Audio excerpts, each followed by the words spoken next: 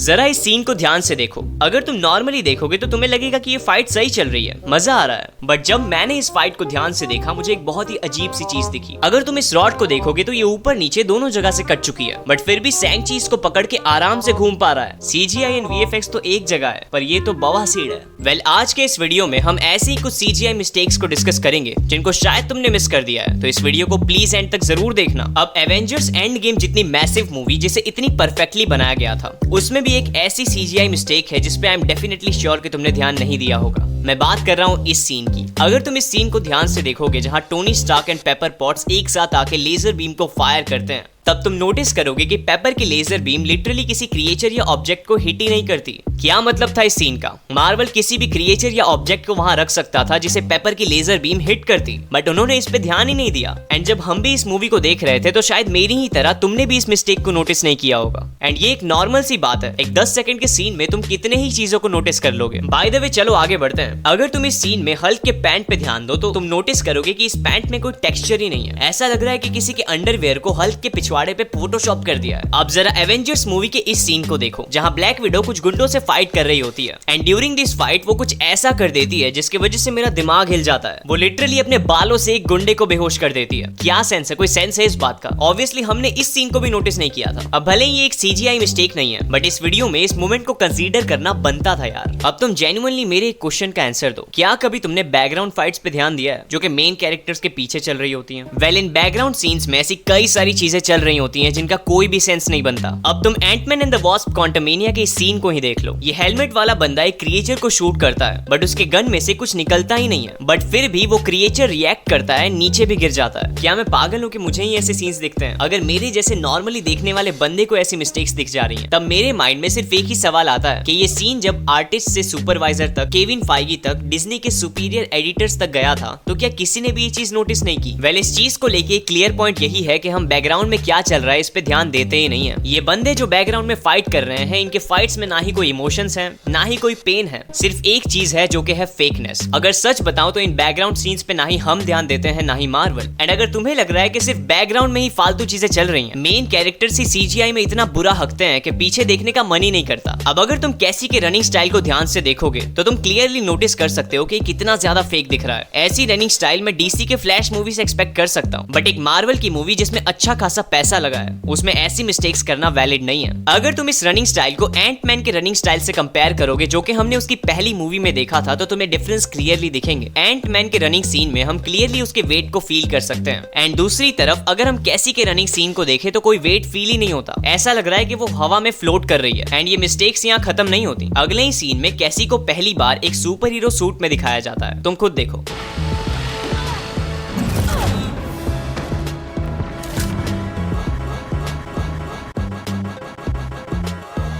अगर मैं सच बताऊं तो ये मार्वल की सबसे बकवास सुपर हीरो लैंडिंग थी। अब चलो ध्यान देते हैं कि इस रिवील को कैसे किया गया। कैसी अपने नॉर्मल साइज में आती है एंड अचानक से ही उसका हेलमेट डिसअपीयर हो जाता है एंड हम उसके फेस को देख पाते हैं, बट वो अपना फेस दिखा किसको रही है? उन सारे एनिमीज को या फिर ऑडियंस को? क्या मतलब था इसका? अगले ही सेकंड में एक हेलमेट वाला बंदा कैसी पे गन पॉइंट करता है एंड वो अपने हेलमेट को पहन के वापस श्रिंक हो जाती है। अगर यही करना था तो हेलमेट को उतारने की जरूरत ही क्या थी? एंड एक और बार जो लेजर बीम ये हेलमेट वाला बंदा फायर करता है, वो बिना किसी चीज को हिट किए बस आगे जाती रहती है। इस मोमेंट पे मेरे माइंड में सिर्फ एक ही क्वेश्चन आता है, एंटमैन के सेकंड मूवी में हैंक को क्यों इतने भारी भरकम सूट की जरूरत पड़ी थी क्वांटम रेल्म में? एंड इस सूट को पहनने के बावजूद भी उसे कई सारी प्रॉब्लम्स फेस करनी पड़ रही थी, बट इस मूवी में सारे लोग बिना किसी हेलमेट के ऐसे ही घूम रहे हैं एंड इस चीज का प्रॉपर रीजन भी नहीं दिया गया है। बाय द वे, इसके अगले ही सीन में जब वो हेलमेट वाला बंदा कैसी को एक परफेक्ट शॉट मारने ही वाला होता है, तभी एंटमैन कैसी को बचा लेता है एंड हम मार्वल की सबसे वाहियात जंप को देखते हैं। लिटरली एंटमैन एक रबर बलून की तरह दिख रहा है जिसमें कोई भी वेट नहीं है। अगर हम इसे बार बार देखें तो ये लिटरली एक गेम के सीन की तरह दिख रहा है। वेल, इस छोटे से ही सीन में इतनी ज्यादा सीजीआई मिस्टेक्स थी कि तुम सोच भी नहीं सकते। इसके बाद जो एक्शन सीन आता है उसे देखने के बाद मुझे लग रहा था कि इससे भी बुरा क्या कुछ हो सकता है। जब एंटमैन एक एनिमी से दूसरे एनिमी पे जंप कर रहा था तो मेरे माइंड में सिर्फ एक ही ट्यून बज रही थी।